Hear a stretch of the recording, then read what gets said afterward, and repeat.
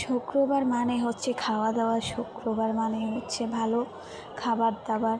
শুক্রবার আসলেই সবার মনে একটাই প্রশ্ন, যেমন একটাই আশা থাকে যে ভালো খাবার দাবার খাবে। আমিও চলে গেলাম যে রান্না করতে। আজকে কি রান্না করব বলেন তো? আজকে রান্না করব হচ্ছে যে গরুর মাংস। আমি আগে গরুর মাংসটা প্রসেসিং করে নিয়েছি সব মশলা দিয়ে, এরপরে আবার মশলা দিয়ে পেঁয়াজ কুচি করে দিয়ে এটা আগে কষাই নিব, তারপরে গরুর মাংসটা ওখানে ঢেলে দেব। গরুর মাংসটা আগে থেকে ঠিকঠাকভাবে আমি ম্যারিনেট করে নিয়েছিলাম।